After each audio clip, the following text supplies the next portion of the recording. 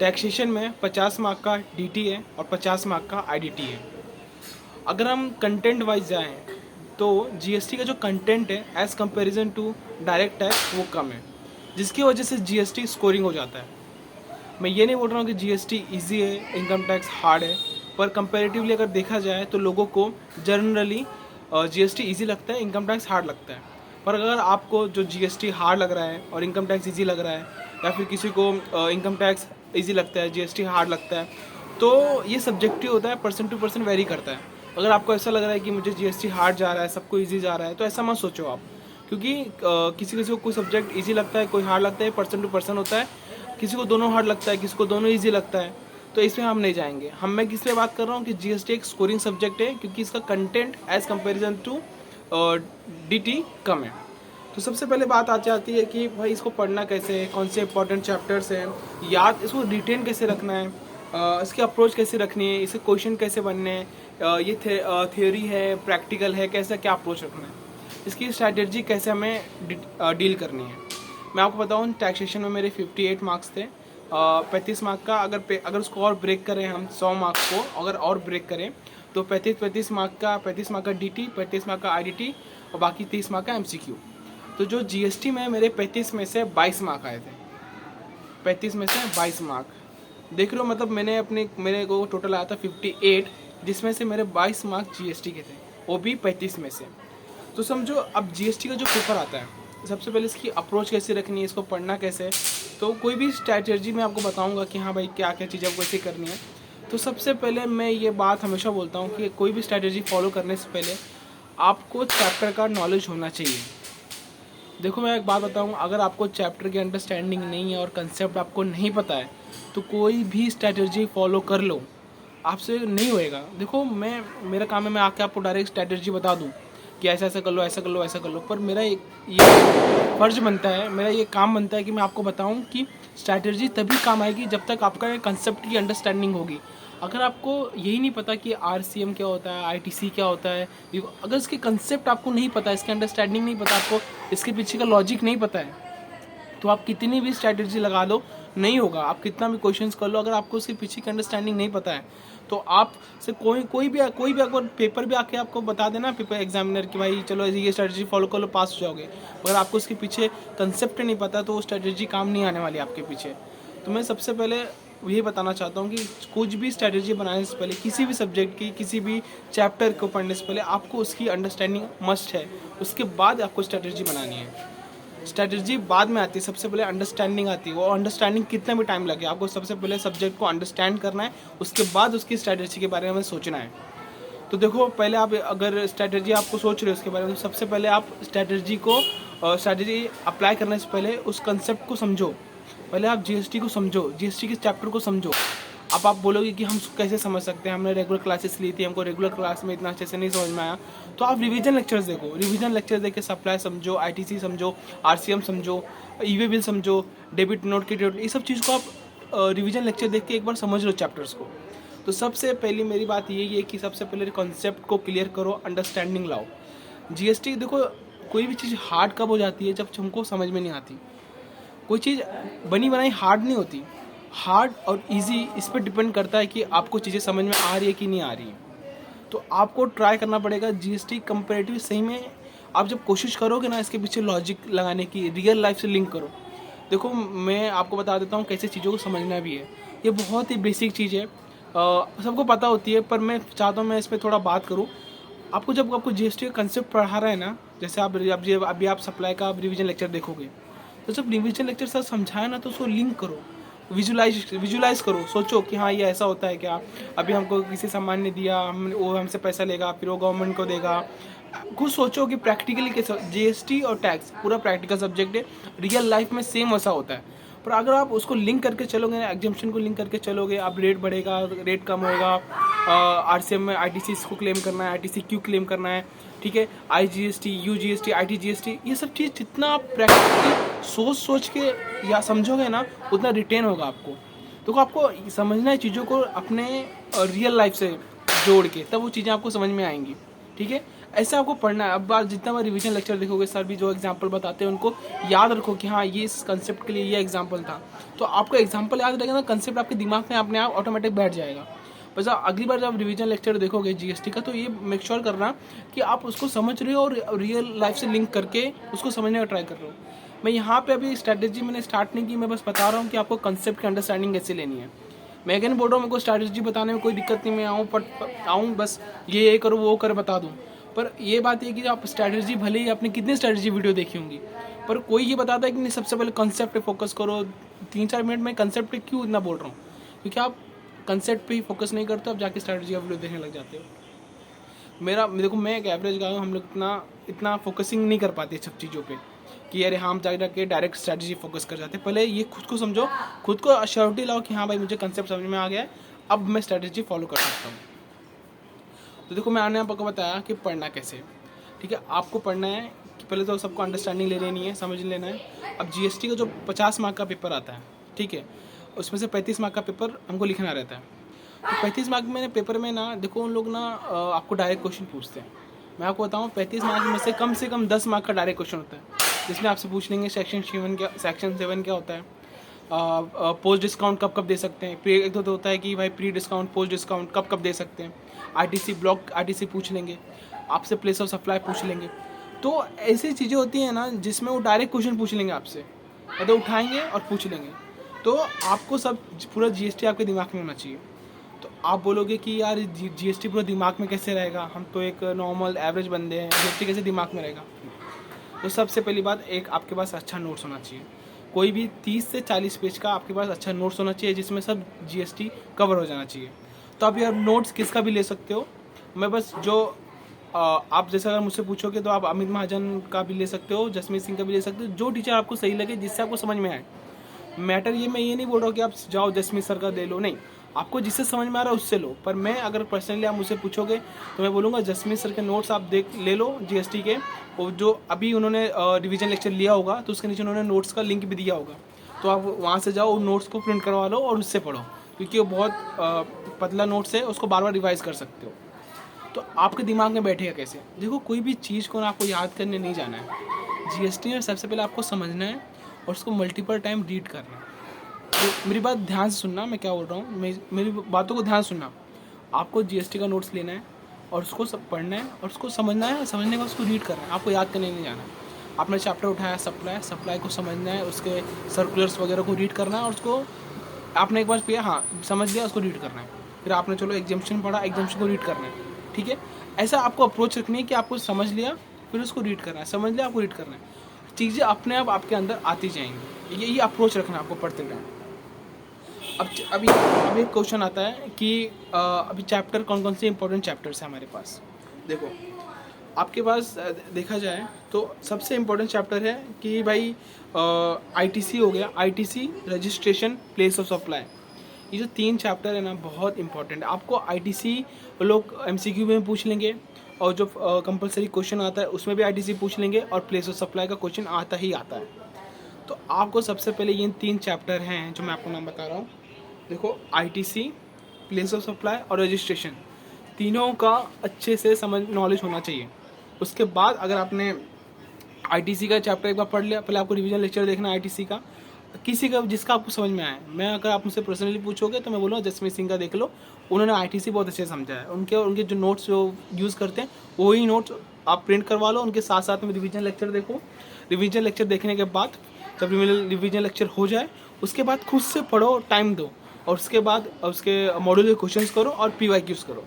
आप पूछोगे फिर पीवाईक्यूज हम कहाँ से लाएं, तो इसके लिए भी बहुत सारे टीचर्स हैं। आप यूट्यूब में जाके देखोगे ना, उन्होंने पीवाईक्यूज करवा के रखा है, जसमीत सर ने भी करवा के रखा है। तो आप वो खुद ढूंढ लो कि आपको किससे करना है। देखो टिचर्स की चॉइस वो आपकी है।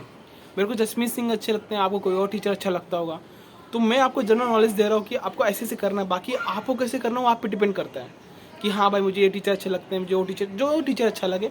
बस ये है कि आपको पीवाईक्यूज करना है, कहीं से भी करो, कोई भी करवाएं, बस आपको पीवाईक्यूज करना है और कॉन्सेप्ट की अंडरस्टैंडिंग लेनी है। उसके बाद आता है रजिस्ट्रेशन। आपको रजिस्ट्रेशन इंपॉर्टेंट है, इसे भी क्वेश्चन बनता है। प्लेस ऑफ सप्लाई, हर एक क्वेश्चन 5 मार्क का आता ही आता है। तो ये 3 इंपॉर्टेंट चैप्टर आपको करके जाना है, छोड़ने नहीं है। आईटीसी, रजिस्ट्रेशन और place of supply.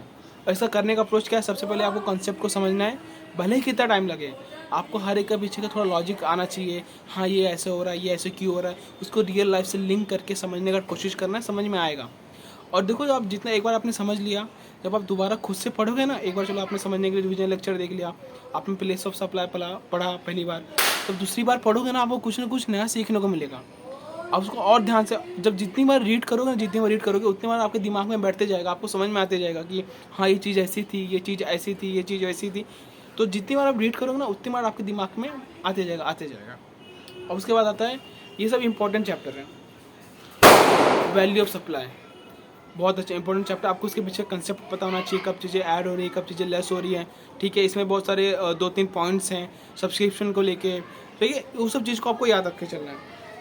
Tax, debit note, credit note, देखो ये जो चीज़ें होती हैं ना, डेबिट नोट, क्रेडिट नोट, ये लोग एमसीक्यू में घुमाते हैं। आपको अच्छे से ना कंसेप्ट पता होना चाहिए डेबिट नोट, क्रेडिट नोट का। ये टीचर जब रिवीजन लेक्चर देखोगे ना आप, टैक्स का, डेबिट नोट, क्रेडिट नोट का, तो उसको उसके पीछे आपको लॉजिक एकदम क्लियर करके चलना है एग्जाम के पहले तक, कि हाँ ये डेबिट नोट, क्रेडिट नोट कब इशू करना है, कब इशू नहीं करना है, ये कब इशू किया जाता है, वो कब इशू किया, उसके पीछे लॉजिक। अगर आप लॉजिक से पढ़ोगे ना, ट्राई करो लॉजिक लगाने का, बार बार रिवीजन लेक्चर देख के लॉजिक को क्लियर करके चलो, और होगा। मैं कर सकता हूँ, इवन जब मैं इतना पढ़ने में अच्छा नहीं हूँ, तो अगर मैं कर सकता हूँ तो आप भी कर सकते हो, बात ध्यान रखो, क्योंकि अगर मैंने कर लिया तो फिर कोई भी कर सकता है। और उसके बाद आता है e way bill, charge, TDS, TCS, देखो ये नए चैप्टर हैं TDS TCS वाले, तो ये आपको देख के चलने आ सकते हैं। पेमेंट ऑफ टैक्स, ये सब चीज़ें। अब आता है कि एग्जेम्पशन और सप्लाई। एग्जेम्पशन और सप्लाई बहुत बड़े चैप्टर है। एग्जेम्पशन और सप्लाई बहुत बड़े चैप्टर है। आप इसको कैसे करोगे कि देखो मैं बताऊँ आपको एग्जेम्पशन ना बस रीड कर रहे हैं। जैसे मैंने आपको टैक्स में बताया था कि डिडक्शन वगैरह, ये सब चीज़ों को आप याद करने नहीं बैठ सकते। आप याद करने बैठोगे ना, आप घबरा जाओगे, अरे यार ये कैसे याद होगा, डर जाओगे आप। आपको रीडिंग लगानी है, जितना हो सके उतना उसको रीड करना है, समझ के रीड करना है। हाँ ये एग्जाम्प्ट है, हाँ ये एग्जाम्प्ट है, ये एग्जाम्प्ट है, ये एग्जाम्प्ट है, ऐसा। मेरी बात को ध्यान से सुनो, आप समझ पाओगे कि मैं क्या कहना चाह रहा हूँ। आपको रीड करना है। देखो चीज़ें जितनी बार आप समझ के रीड करोगे ना, उतना आपके दिमाग में बैठ जाएगा। जब आपने उसको 5-6 बार रीड कर लिया ना, उसके बाद आप याद करने जाओगे तो आपको याद होगा। अगर आप फर्स्ट टाइम चले जाओगे याद करने तो याद नहीं होगा आपको 2-3 बार, 4-5-6 बार रीड करना है। देखो आपके पास मैंने बताया नोट्स 30-35 पेज के नोट्स हैं, तो आप उसको रीड कर सकते हो बार बार, ठीक है, इसमें कोई दो राय नहीं है। नहीं तो आप बोलोगे कि हम कैसे रीड कर सकते हैं, आपको मैंने बताया कि आप समरी नोट्स लो, उसको बार बार रीड करो। जब आपका बहुत बार रीड हो जाए तब उसको, और रीड करना है समझ के। जो चीज़ समझ में नहीं आ रही उसको मार्क कर लो कि हाँ ये चीज़, ये लाइन मेरे को समझ में नहीं आ रही है, तो उसका मैं रिवीजन लेक्चर देखूंगा। पहले पूरा चैप्टर पढ़ लो, आपको जो समझ में आया उसको मार्क कर लो, फिर उसका रिवीजन लेक्चर देख लो इसके पीछे क्या है। अपने दोस्त से पूछो कि भाई इसके पीछे का लॉजिक क्या, मुझे लॉजिक समझा दे, ये ऐसा क्यों हो रहा है। देखो अगर आपने ऐसा अगर अप्रोच नहीं रखा पढ़ाई का GST में, तो क्वेश्चन घुमा देगा आपको, ठीक है। और ये जो सब क्वेश्चन है ना, डेबिट नोट, क्रेडिट नोट, वो इतना घुमाते नहीं है, उनको पता है कि बच्चे उसको समझते ही नहीं है। उन लोग अभी, अगर आपको ICAI को भी पता है कि ये बच्चे लोग को इसमें क्या घुमाना, बच्चे लोग ये समझते ही नहीं है। यही जो क्वेश्चन है ना PYQs और मॉड्यूल के, वही क्वेश्चन देते हैं वो डेबिट नोट, क्रेडिट नोट, ऐसे ITC वगैरह में। उनको पता है कि ज़्यादा घुमा दिया बच्चे कर ही नहीं पाएंगे, क्योंकि खुद ही ITC की ब्लॉक ITC क्यों हो रहा है, रिवर्सल ITC क्यों हो रहा है, RCM क्यों हो रहा है, इसके पीछे आप ये अंडरस्टैंडिंग क्लियर रख के चलो। दोस्तों से पूछो, अपने फ्रेंड से पूछो, जो आपके समझदार दोस्त होंगे उनसे पूछो कि भाई ये चीज़ क्यों हो रहा है, कैसे हो रहा है, जो समझ में नहीं आ रही है। रिवीजन लेक्चर्स देखो, समझ में आएगा, ठीक है। और देखो एग्जेम्पशन और सप्लाई, देखो सप्लाई में सर्कुलर्स बहुत सारे हैं, आपको बस उसको रीड करके चलना है। और एग्जेम्पशन मैंने बताया आपको रीड करके चलना है। एग्जेम्पशन वगैरह को जितनी बार रीड करोगे वो अपने आप दिमाग में आता जाएगा। आपने बैठा आज आपने सोचा मैं एग्जेम्पशन पढ़ूंगा, 2-3 घंटा उठाओ एग्जेम्पशन पढ़ो, हाँ बस समझ के पढ़ो, जितना टाइम लगता है उतना पढ़ो, फिर दोबारा उठाओ फिर पढ़ो, दोबारा उठाओ फिर पढ़ो। जब आप जितनी बार पढ़ोगे वो अपना दिमाग में आता जाएगा कि हाँ ये ऐसा है, ये ऐसा है, ये ऐसा है। वो अपने आप ही दिमाग क्लिक कर लेगा, कहीं आप क्वेश्चन देखोगे ना फिर क्लिक कर लेगा। अब आपको कंसेप्ट की अंडरस्टैंडिंग आ गई, आपने उसको बहुत बार रीड कर लिया। अब आता है क्वेश्चन सॉल्व करना। पेमेंट ऑफ टैक्स के क्वेश्चन सॉल्व करो, GST कंप्यूटेशन के क्वेश्चन सॉल्व करो, जितना हो सके PYQs करो, मॉड्यूल क्वेश्चंस करो, जितना हो सके आपसे। पहले कंसेप्ट देखो, क्वेश्चन आपको तभी करना जब तक आपको इसकी जो थ्योरेटिकल नॉलेज है वो समझ में ना आ जाए। अगर थ्योरेटिकल नॉलेज आपको समझ में नहीं आ रही है तो क्वेश्चन बनेगा ही नहीं। पहली बात आपसे, अगर बना भी लोगे तो फिर रट्टा मार के जैसा हाँ इसको ऐसा वैसा, उसके पीछे का लॉजिक क्लियर नहीं होगा। तो टैक्स में कोई भी DT है चाहे IDT है, पीजीबीपी का सॉल्व कर रहे हो, कुछ भी सॉल्व कर रहे हो, टोटल इनकम सॉल्व कर रहे हो, चाहे जीएसटी कंप्यूटेशन सॉल्व कर रहे हो, आपको ये मेक श्योर करना पड़ेगा कि आपको उसका कंसेप्ट आता है। ठीक है, मैं आपको जैसे जीएसटी में 100% कंसेप्ट है, आपको 80% भी समझ रहा है तो भी ठीक है। मैं ये नहीं बोल रहा हूँ कि सभी समझो, ठीक है, पर आप एटलीस्ट 80% तो समझो उसका। क्वेश्चन 80% भी समझ में आ रहा तो भी बहुत है। सभी करना ये नहीं बोल रहा हूँ मैं, पर हाँ आपको थोड़ा बहुत तो आइडिया होना चाहिए इसके पीछे। अब देखो अभी लेस इम्पॉर्टेंट क्या है, जैसे कि अकाउंट्स एंड रिकॉर्ड्स हो गया, टाइम ऑफ सप्लाई हो गया, ये सब छोटे छोटे चैप्टर में हो जाते हैं, इस पर से एमसीक्यू बन जाते हैं। ठीक है, बेसिक्स ऑफ जीएसटी रिटर्न्स वगैरह, इस पे क्या है कि भाई उन लोग 2-4 मार्क का एमसीक्यू पूछ लेते हैं। पर जो चैप्टर मैंने आपको बताया कि भाई एग्जेम्पशन और सप्लाई, ये इंपॉर्टेंट चैप्टर आपको करके जाना है। ठीक है, फिर उसके बाद नहीं मतलब हाँ, ITC registration, place of supply, ये इंपॉर्टेंट चैप्टर है, आपको करके जाना है। रही बात एग्जेम्पशन और सप्लाई की, ये बड़े चैप्टर है, इसको आपको रीड करना है, समझना है, जितना हो सके उतना रीड करना है, वो अपने आप आपके दिमाग में आता जाएगा। और बात मानो मेरी, आप जितनी बार एग्जेम्पशन और सप्लाई बड़े चैप्टर हैं, वो अपने आप ही आपके दिमाग में आते जाएंगे, कोई टेंशन लेने की जरूरत नहीं है। उसके बाद जब आप क्वेश्चन करोगे ना, तो आपके दिमाग में हाँ ये तो एग्जेम्पशन है, ये तो एग्जेम्प्ट है वगैरह वगैरह, ये सब चीज़ें आपने कर ली। मैंने आपको सब चीज़ें बता दिया, क्या चीज़ें कैसे करनी है। ठीक है, अब मेरी बात ये ना मतलब गोल्डन एडवाइस है, जितने अगर जीएसटी की जो अमेंडमेंट आए हैं, मोस्टली चांसेस ये है कि 5 से 10 मार्क का क्वेश्चन अमेंडमेंट से बनेगा ही बनेगा। मेरी आप बात मान लो, जो अमेंडमेंट अगर जनवरी के लिए आए हैं, वो अमेंडमेंट को आपको नहीं छोड़ना है। अमेंडमेंट से क्वेश्चन बनेंगे ही बनेंगे, चाहे 2 मार्क के बने, चाहे 5 मार्क के बने, चाहे 10 मार्क के बने, अमेंडमेंट से क्वेश्चन बनेंगे। जो चैप्टर में अमेंडमेंट आया है, प्लेस ऑफ सप्लाई में अमेंडमेंट आया है तो उसको देख के चलो, सप्लाई में अमेंडमेंट आया है तो देख के चलो। ऐसा कोई अमेंडमेंट है जो पिछले 2-3 अटेम्प्ट में आ चुका है पर अभी तक वो पूछा नहीं है, उसका बहुत ज़्यादा चांस है कि वो पूछ लेंगे आपसे। ठीक है, अमेंडमेंट पार्ट नहीं छोड़े जाना, अमेंडमेंट आपको वीडियो लेक्चर देख के जाना है कि भाई हाँ, जसमीत सर भी डालेंगे और सर टीचर लोग भी डालेंगे, जिसका देखना है उसका देखना, पर मैं पर्सनली बोलूँगा जसमीत सर का देख लेना। वो अमेंडमेंट में से क्वेश्चन बनता ही बनता है। आप मेरी बात मान लो, हर एक अटेम्प्ट में जो भी अमेंडमेंट आता है, 2 से लेकर 10 मार्क तक के क्वेश्चन बन जाते हैं। तो अमेंडमेंट को इग्नोर नहीं करके चलना है। और यही चीज़ है कि मैं अब अपनी सारी बातों को जो मैंने इतना देर तक बोला उसको मैं सम अप कर देता हूँ। सबसे पहले आपको अंडरस्टैंडिंग आनी चाहिए, कोई भी चैप्टर को करने से पहले अंडरस्टैंडिंग आनी चाहिए, उसको समझो बार बार। पहले तो एक नोट्स होना चाहिए आपके पास, फिर उस नोट्स की अंडरस्टैंडिंग होनी चाहिए, फिर उस नोट्स को बार बार आप रिवाइज करने चाहिए। उसके बाद आपको मॉड्यूल क्वेश्चन करना है और PYQs करना है, 5 चीज़ करनी है। ठीक है, और PYQs आप किस यूट्यूब लेक्चर डालोगे, लोगों ने करवा के रखा है PYQs, आप उनका PYQs कर सकते हो। जीएसटी में आपको PYQs करने पड़ेंगे। और जीएसटी कंपटीशन कोर्स, एक बार आपको कंसेप्ट समझ में आ गया ना, उसके बाद आप क्वेश्चन करो, जितना हो सके उतना क्वेश्चंस करो। एक बार कंसेप्ट समझ में आ गया, उसके बाद आपको क्वेश्चंस करना है। और जीएसटी स्कोरिंग एक बार आपको समझ में आ गया तो आप इसमें अच्छा मार्क्स स्कोर कर सकते हो। और जब जितना रीड करोगे समझ के उतना आपके दिमाग में बैठेगा। और डायरेक्ट जो क्वेश्चन आता है जीएसटी में, एक्चुअली जीएसटी मेजॉरिटी पार्ट तो थियरी है, मैं सही बताऊँ आपको, जीएसटी ना इसमें बहुत ही कम जोड़ना है, बाकी सब चीज़ तो थियरी ही है। तो आपको थियरी भी पूछते हैं, वो डायरेक्ट पूछ लेंगे थियरी। आप जीएसटी पेपर उठाओ, देखो डायरेक्ट क्वेश्चन पूछा होगा थियरी पे 5 मार्क का। एक साथ लास्ट रंग पेपर उठा लो, उसके पहले का पेपर उठा लो, सीधा पूछ लेते हैं उन लोग। मेरे टाइम में पूछे थे सेक्शन 7 क्या होता है बताओ, और पोस्ट सप्लाई कब दे सकते हैं बताओ, मेरे अटेम्प्ट में पूछ लिया था, जबकि मेरे को क्लियर था। मैंने छोटा और एक 2 वर्ड्स भी लिख के आओगे ना तो भी मार्क्स मिलेगा कि भाई आईटीसी को रिवर्स कर दो।